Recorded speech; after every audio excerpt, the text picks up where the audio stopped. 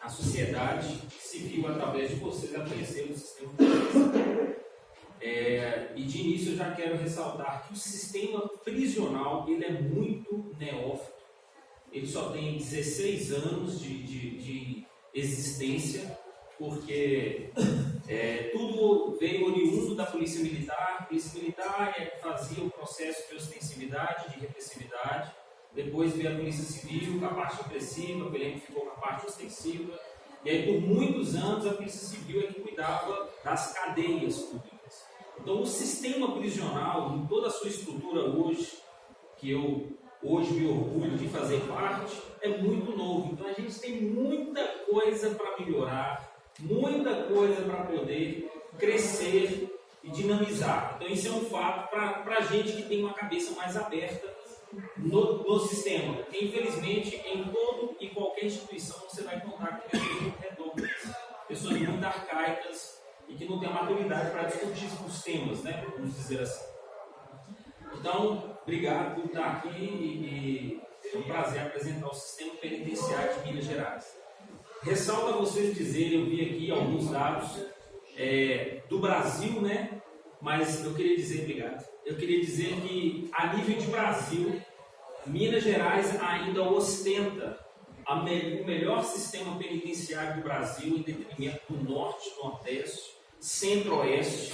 Ainda, na verdade, o Sudeste é o melhor. E dentro do Sudeste nós estamos entre os melhores sistemas de encarceramento do país, tentando resguardar todos esses direitos que vocês falaram aqui, muito bem abordados. Alguns dados ou outros que fugiram, vamos dizer assim, né? Lógico, questão de dinâmica, mas a maioria foram fidedignos. Então, assim, a gente ainda ostenta essa qualidade do sistema. Você pode fazer uma comparação até mesmo na questão dos direitos humanos. E eu vou falar mais efetivamente de Vespasiano, onde eu estou lotado hoje. Mas só para vocês terem uma ideia, eu queria, o tempo não vai dar, então eu só queria incentivar vocês a conhecer algumas literaturas que vão ajudar vocês a conhecer por que o Estado teve que encarcerar, aonde surgiu o encarceramento. Aqui começou a se falar um pouco, né, sobre o significado da pena e por que da pena.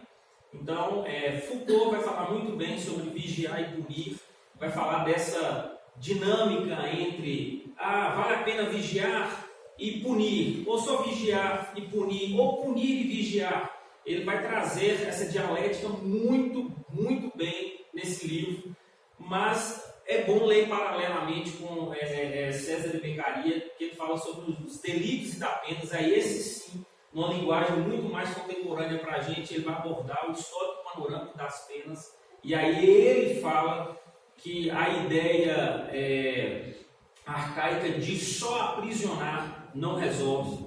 E aí, por fim, o delinquente. É um livro que vai te falar sobre o perfil criminológico, que é onde eu quero dar uma síntese para vocês. Dois cientistas foram importantes para poder classificar o perfil criminológico. O primeiro, obviamente, tudo tem que ter uma gênese e aí sempre se melhora depois, que é César Lombroso. Ele fala que o problema da criminalidade ela é patológica, então ele tentou desenhar o criminoso a partir de situações humanas. A orelha grande, maxilar isso, crânio, isso. Então aí ele tentou desenhar o criminoso dessa forma. Perdão pela correria e pela síntese, por causa do tempo. Mas ele tenta desenhar isso. Aí vem Ferri logo depois dele. E aí sim, Ferri hoje é usado para poder desenhar esse perfil criminológico nosso. Que aí ele fala, existe o criminoso passional, o criminoso habitual, o criminoso eventual, o criminoso social. Então ele desenha e aí a gente enxerga na classificação de Ferri a nossa sociedade. Que nós temos essa classificação hoje de criminosos. A palavra criminoso é feio, mas é porque vamos dizer, é a espécie do gênero de delito.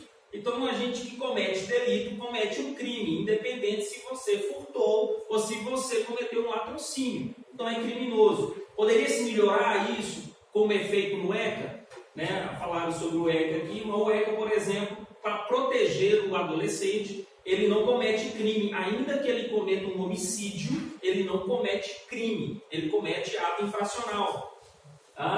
Não pode se falar no ECA que um adolescente fica detido, preso, encarcerado. Ele tem medida socioeducativa, então ele fica internado para proteger a pessoa do adolescente.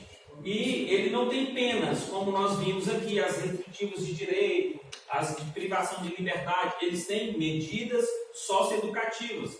E pouquíssima, não é minha área, a gente conhece porque é similar, mas pouquíssimas pessoas da sociedade sabem que um agente de segurança socioeducativo, ele anda paisando para levar o adolescente para assistir cinema, para ele ir para um clube, para ele ir para o parque. Ele é escoltado, levado para que ele possa ter a participação nessas atividades recreativas no intuito de preservar a sua inserção na sociedade. Isso é feito pelo Estado de Minas Gerais.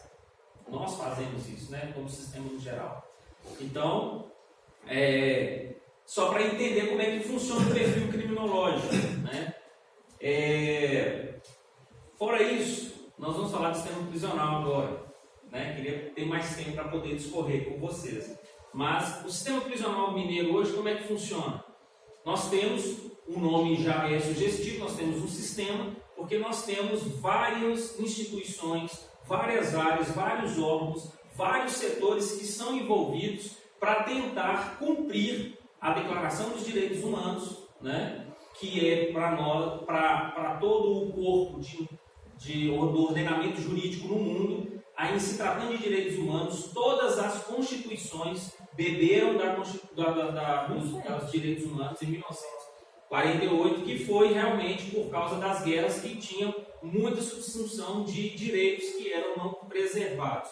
E aí se copiou, tanto é que o inciso 1º do artigo 5º da Constituição inicia falando um direito humano, que é que todos são iguais perante a lei, sem distinção de raça, de cor, de gênero. Não há essa mais. A gente tenta preservar essa isonomia, aí que é tratar igual com igual, porque se você for ir para a literalidade, você não consegue. Então, por isso que hoje o deficiente físico, ele tem um direito preservado, as classes minoritárias, mulheres, crianças, idosos, por isso essas legislações esparsas, para ajudar a dar essa isonomia, que é tratar igual com igual e o desigual com desigual. Essa é a igualdade que a Constituição Federal de 88 preserva.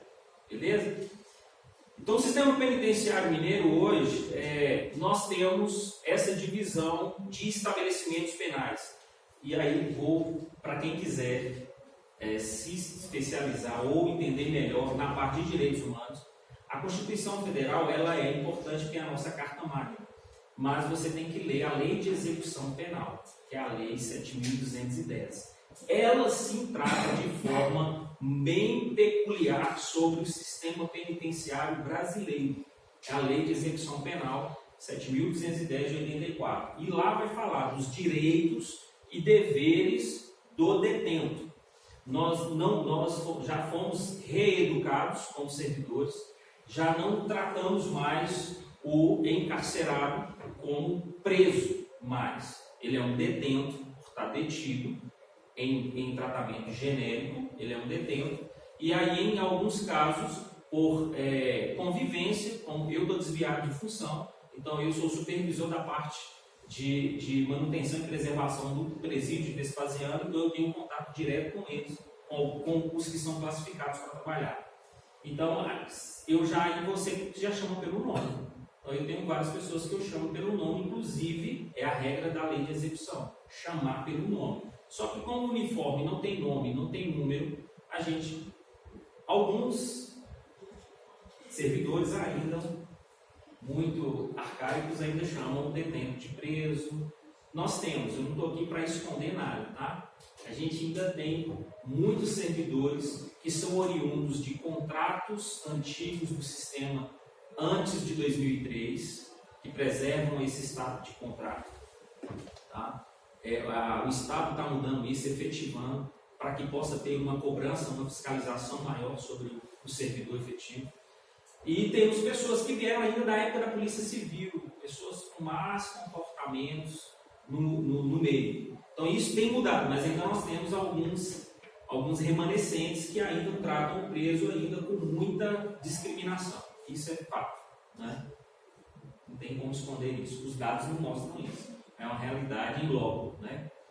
Então nós temos todo esse aparato. Em se tratando de... Eu vou falar efetivamente sobre os direitos humanos dentro do sistema prisional e vou tentar dar um tempo para que vocês perguntem, até porque eu acho que é salutar tirar uma dúvida, né, eventual que se tem. Então hoje o sistema prisional em Minas Gerais, ele é, inclusive eu ia citar aquele dado aqui, nós somos o primeiro estado a ter selo de reconhecimento de empresa de responsabilidade social. Nós temos um caso em que um preso que trabalhava no presídio saiu, montou uma marcenaria e hoje ele emprega os egressos do sistema. Nós temos esses casos em Minas Gerais. Então eu desafio vocês a conhecer mais a fundo. De fato, nós estamos num processo de transição por questão de vagas. Nós precisamos aumentar o número de vagas, infelizmente, e o perfil criminológico masculino ele é maior, ele é mais violento. A mulher é menos violenta, então vai concentrar as mulheres todas em Vespasiano e distribuir os masculinos para que se aumente o número de vagas. Em se tratando de vagas, em se falando de dados concretos, e não a minha posição, em dados concretos, hoje o maior direito humano que é ferido de um cidadão encarcerado é a questão da vaga, da situação dele de convivência dentro de uma cela. As celas em Vespasiano são feitas para comportar 6 detentos. 6. Nós temos hoje, não é um problema só de Minas, isso é Brasil, mas em Minas nós temos hoje um número de 3,2. Então, onde deveria ter 6, eu tenho uma média de 18. Então, 2/3 dormem literalmente no chão, com um colchão digno. O colchão ele passa por paredes. O colchão é digno, mas dorme no chão, né? O cobertor é digno, mas se divide o cobertor com outros. Eles ainda dormem próximo ao banheiro que eles têm dentro. Alguns dormem. E aí funciona um círculo vicioso lá dentro. Então quem chega primeiro vai para a porta desse banheiro deitar, e à medida que vai criando status dentro da cela, ele vai circulando e voltando para a porta da cela, né? Então nós temos hoje um problema de lotação que fere para mim a maior parte. Hoje, em se tratando de alimentação, pertences de higiene pessoal, tudo isso o Estado dá. Eles recebem, e se eles querem ter um objeto ou um item de uma marca melhor, o familiar pode trazer, o Estado autoriza que o familiar leve. Mas o básico, né, não é uma Oral-B, não é uma Colgate, mas ele recebe uma pasta dental, um creme dental, recebe uma escova, recebe cobertor, recebe lençol, recebe toalha, recebe sabão de barra, recebe sabonete, recebe as roupas que são típicas. Mas a escova de dente não é um objeto? Ele pode ficar na escova de dente? Pode. Não são materiais. Pode ferir, machucar alguém? O que o Estado a questão da violência interna, eles podem fazer com qualquer instrumento.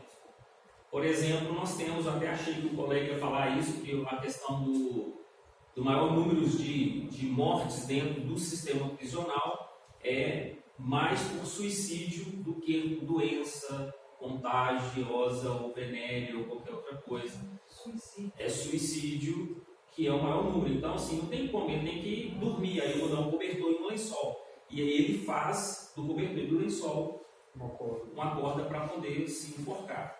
Nós temos esse caso, eu presenciei infelizmente 2 já.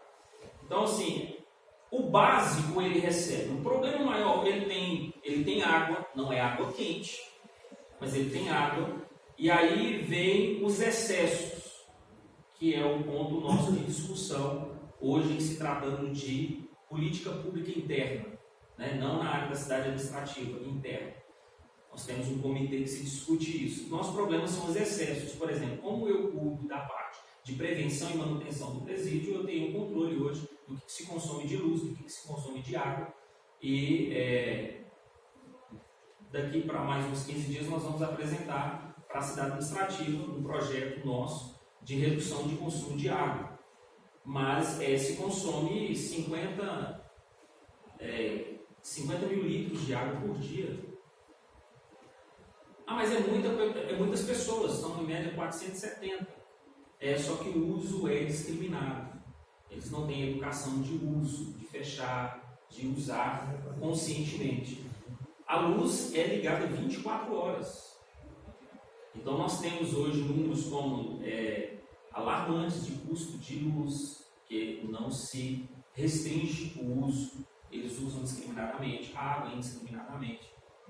E hoje nós temos alimentação. Pra vocês terem ideia, a sociedade civil não tem o controle de alimentação que eles têm. Eles têm um nutricionista que afeta a temperatura, que afeta tempero, ele tem um nutricionista que cuida. E eles recebem a alimentação no horário. Isso é uma parceria entre o Ministério Público e o sistema prisional, para justamente, a sociedade não vai entender, por isso que critica, mas a questão de preservar o horário de entrega da alimentação, a questão de dar uma satisfação de racionamento de água quando é preciso ser feita uma reparação, tudo isso é uma parceria com o Ministério Público na parte da lei de execução penal, na parte do processo de execução, que são duas coisas distintas.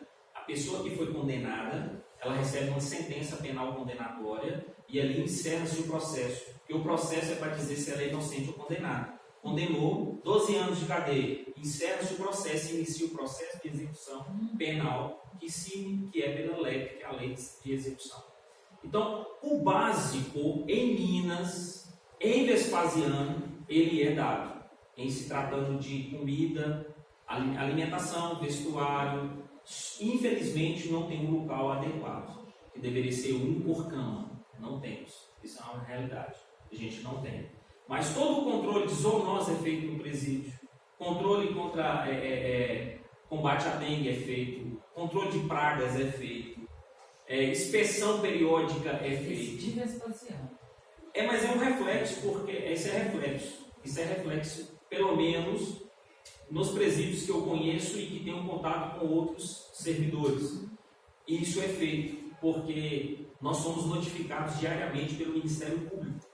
Nós tivemos um incidente no meu período que eu estive em Vespasiano. Houve um atraso por parte da cozinha, a comida é feita em Santa Luzia. E houve um atraso da alimentação. No outro dia o Ministério Público estava lá para saber por quê. Então, a fiscalização é feita e a gente tem metas para serem cumpridas no atendimento do preso. Em se tratando do relacionamento interpessoal entre servidor e preso, detento, egresso, ressocializando, infelizmente isso é um problema pessoal, é do servidor. Não tem como, aí você combate isso com leis, né? Eu, até fazendo um adendo, a questão do da realocação, vai ser feita uma realocação em questão política, não estou aqui para defender. Ele está tirando porque o pessoal que fazia parte da antiga gestão, o presidente Bolsonaro, está tirando antes para colocar quem é dele. Isso é questão política. Não pode tirar a fiscalização porque é uma questão de norma, uma norma jurídica. Ele não tem como tirar isso porque quem fiscaliza é o CNJ. Ele não tem como acabar com a fiscalização. Ele pode tirar a pessoa que é da antiga gestão, colocar quem é da gestão dele para falar assim, faz vista grossa aqui, falando do popular. Isso ele pode fazer. Mas tirar o comitê, tirar o órgão fiscalizador, ele não vai conseguir. E se ele fizer isso, ele vai receber porrada e não é pouca não. Então, assim, essa parte a gente preserva. Tá? Infelizmente, nós temos uma deficiência na acomodação do detento. Nós estamos aí com 3,2, isso é Brasil. Minas tem tentado, mas infelizmente a notícia não é boa, né? Os dados, esses dados, eles são contingentes. Vai se aumentar o número de detentos no Brasil por falta de políticas públicas no geral, né? E por falta de educação mesmo da parte intermediária. E eu estou falando como um deles, o servidor. Hoje eu presencio lá a dificuldade do detento maior é com a questão familiar. Mas olha para você ter ideia, na cidade, na Praça 7, onde que era possível, parece, né? Eu não sou daqui não, tá, gente? Tem pouco tempo, então aqui tem se inaugurado. Se você entrar no site da SEAP, você vai ver que só há 15 dias para cá inaugurou três setores de NAF. O que é um NAF? É um núcleo de atendimento à família do detento. Então nós temos hoje um setor que cuida de todo o processo de credenciamento, instrução, de visita dos familiares nas unidades prisionais. Isso é um núcleo específico. Nós temos setores que cuidam de trabalhos que são feitos emocionalmente, psicologicamente, essa parte psicossocial, porque você não tem noção do que é receber uma senhora de 65 anos de idade que nunca passou na porta de uma delegacia e ter que passar por uma visita no presídio. E aí, revista íntima mesmo, tira-se toda a roupa, faz-se 3 agachamentos, se tiver suspeita tem que fazer introdução nas partes genitais, né, para poder ver se tem. E tem. Vocês podem ver que isso infelizmente acontece. O problema é que o servidor não sabe que às vezes muitas pessoas adentram com objetos ilícitos no presídio, não porque quer. Você quer falar comigo com uma mulher, ela vai entrar dentro de um presídio com 1 quilo de maconha introduzido na parte genital porque ela quer? Não, ela é constrangida, ela é obrigada, ela é violentada. Então, ela não tem a outra opção. A mãe não tem outra opção. Eu já ouvi preso falar que se a mãe for visitar, que ele mata a mãe. Então, muitos são obrigados a ir. Isso é uma parte que a sociedade não vê. O ciclo vicioso existe. Recentemente, eu compartilhei com o Igor, nós recebemos um adolescente, acabou de fazer 18 anos, e vai para o sistema prisional. Aí vem o segundo problema. Na lei de execução penal, e em respeito à Constituição, a Constituição fala, e é um artigo de direitos e garantias individuais, portanto, é uma cláusula pétrea. A lei de execução penal fala que deve ser feita a individualização da pena. O que é a individualização da pena? É a classificação de quem está entrando no sistema prisional como criminoso ou delituoso. Ele tem que, se ele é primário, ele tem que ficar numa cela separada do condenado efetivo. Se ele é provisório, ele tem que ficar separado do condenado. Se ele é idoso, ele tem que ficar afastado dos jovens. Se ele é criança, adolescente, acabou de fazer 18, tem que ficar separado. Essa individualização não é feita. Então aqui mora o círculo vicioso da criminalidade. Porque lá dentro eu tenho pessoas que foram condenadas a 30 anos. Ele não tem mais nada a perder. Ele vai cumprir 30 anos. Se ele pegou uma pena que não é hediondo, ele vai cumprir 1/6 da pena. Então está mais leve do que se for crime hediondo, é 2/5 e 3/5 para quem é reincidente. Então, se ele é normal, ele vai pegar 30 anos. Dos 30 ele vai cumprir 1/6, e aí é o que a sociedade não entende, não adianta explicar. Ah, mas pegou 30 anos, por que saiu? Tinha que ficar preso, safado, tinha que ficar carcerado. Não. Um dos papéis da ressocialização porque a pena ela tem duas características. Ela tem que ser retributiva, ele tem que entender o que ele fez e pagar para a sociedade o que ele fez, mas ela tem um caráter ressocializador, então ela tem que reeducá-la. O problema é que na reeducação o sistema falha. Na retribuição a sociedade gosta. Está preso, prendeu, vagabundo. Ele pensa assim. Mas um dos papéis da ressocialização é fazer com que ele entre, veja como que é ruim aquilo lá, porque é quando você restringe os direitos dele, principalmente a liberdade, ele deve sentir, que foi o que falou, a questão da família. E aí quando ele cumpre 1/6 da pena, que de 30 é 5, ele com 5 anos, que para mim já é muito, ficar 5 anos em regime fechado, sem acesso a nada, mas é melhor do que 30. Então aí a lei de execução penal nossa fala que ele deve sair e ter alguns benefícios, dentre eles saída temporária, liberdade condicional, livramento condicional. Tudo isso ele vai ter para quê? Para ele fazer um paralelo lá fora e falar, não quero voltar. Esse caráter de detração, de diminuição da pena é ressocializadora. Só que a sociedade não entende isso. Acha que ela tem que ficar 30 anos agarrado lá dentro e aí não ressocializa. O Estado não dá condições. Aí também outra falha, isso é verdade. O Estado não dá condição. As parcerias são irrisórias. Eu queria até que deixasse aqui aquele. No universo, né, de detentos que nós temos, nós pecamos na questão de parcerias. 310 mil é muito, muito, muito pouco. O Estado, ele quer passar para a sociedade que a ressocialização funciona. Só que ela é a que menos... Quem é que tem que dar credibilidade para a sociedade acreditar que um detento mudou? Para falar que o seu vizinho mudou. Que você, como empresário, pode contratar um egresso do sistema. Quando alguém sai do sistema prisional, ele é egresso. Então, quando ele sai do sistema, ele é egresso. Quem é que vai falar para o empresário, para não, pode contratar? Ou para o microempresário, pode contratar? Ou para o autônomo, pode contratar? Ou para a sociedade, falar, não, pode deixar ele morar do lado de você, ele mudou. Quem deveria dar essa credibilidade? O Estado. O Estado tinha que provar para a sociedade. Só que ele é o que menos prova. Ele encarcera, mas não prova. Então a sociedade não vai acreditar. Se o Estado não acredita, quantos egressos são funcionários públicos? Ainda que por meio de contrato. Quantas obras nós temos? 5 mil. Quantas obras nós temos? Que poderias... A colega citou a questão da urbanização lá da cidade administrativa. Mas é na cidade administrativa. Quantas parcerias poderiam ser feitas com prefeituras? Poderiam. Então, assim, há muito para se fazer em questão da ressocialização. Mas se eu pudesse, como servidor em loco, dizer qual que é a principal, primeiro tratar o servidor. O servidor precisa mudar a mentalidade. Segundo, ela precisa contratar. Ela precisa mostrar que ela acredita na ressocialização. Depois cobrar da sociedade para acreditar na ressocialização. Senão não funciona. É a mesma coisa de eu falar assim, faço o que eu falo, mas não faço o que eu faço. É assim que funciona. Ok? É pouco tempo demais. Tem tanta coisa para falar.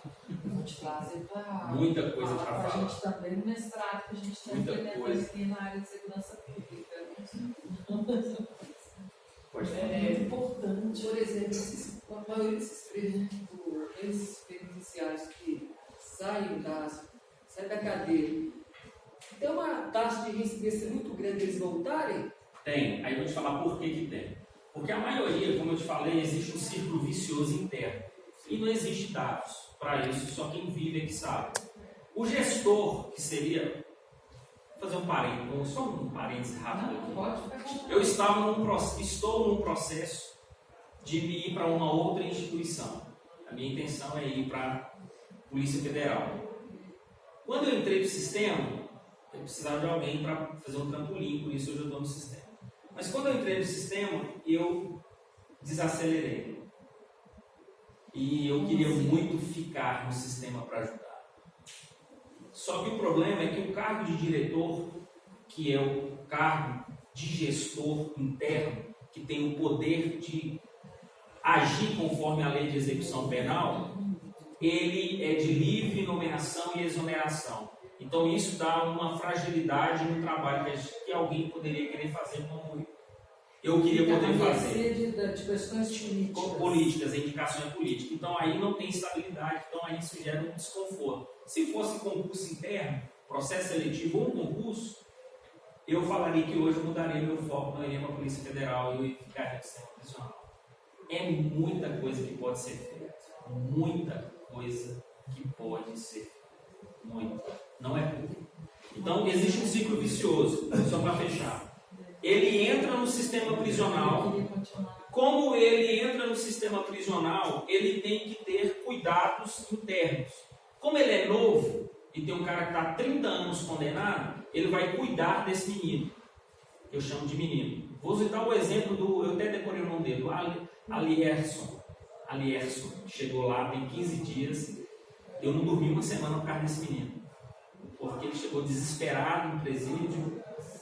E é terrível. Para quem é ser humano, consegue entender quando um ser humano chega. O problema é que muitos veem o uniforme vermelho e taxam.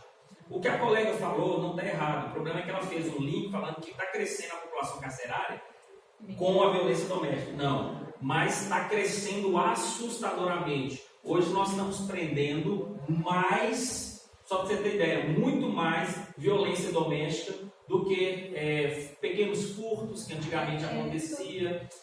Hoje, infelizmente, já está se chegando ao ponto de taxar o tráfico de drogas mais como um problema de saúde pública do que de crime e bandidagem. Porque hoje o problema mais é de saúde pública. Você vê o caso de São Paulo, tentou tirar lá da praça, não adianta. É doença, é vício.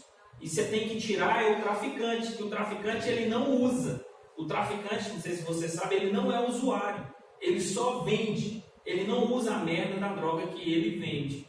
Entende? Então, tem que tirar o traficante, tem que desmantelar as grandes organizações, porque quem usa é saúde pública. Então, está crescendo-se o número de violência às pessoas e a violência doméstica feminina. Por isso, em 2015, editado aí a lei do feminicídio, já incluso no Código Penal, para tentar diminuir essa questão da violência. Se eu puder, vou te dar a palavra, só fechar ali. Então, lá, amigo, o ciclo vicioso ele funciona porque ele está lá dentro e ele vai ser cuidado. Esse cara que está preso há 30 anos, ele não tem mais nada a perder, já tem status dentro da cadeia, tem dinheiro, então ele vai cuidar desse menino. A família, como esse Alierson, não vai visitar ele e ele precisa de cuidados. E aí vai dar ele sabonete, vai dar ele um sabonete melhor, vai dar ele uma alimentação melhor. Como ele não tem visita, na visitação de finais de semana, que a família pode levar alimentação, vai dar um banquete para ele, vai cuidar dele. Se ele ficar 1 ano, vai cuidar dele. Se ele ficar 2 anos, vai ficar... O problema é que o Alierson, ele é primário, ele é novo, e ele vai sair da cadeia daqui 6 meses. Quando ele sair, ele tem que pagar a dívida do cuidado que ele recebeu lá dentro. E traficar, furtar, para poder pagar a vivência. Por isso que uma das medidas que o ministro da Justiça fez foi excelente, foi levar aqueles 22 grandes traficantes para os presídios federais, porque eles não precisam sair do presídio. Marcola, Fernandinho Beiramar, não precisa sair. Eles têm o patrimônio deles e continuam articulando com essas mulas, essas pequenas pessoas. Tá? Por isso que a reincidência é grande, porque aí ele vai voltar, vai cometer o delito, ele vai ser preso naquilo que ele tem que pagar. Aí a reincidência acontece nesse sentido.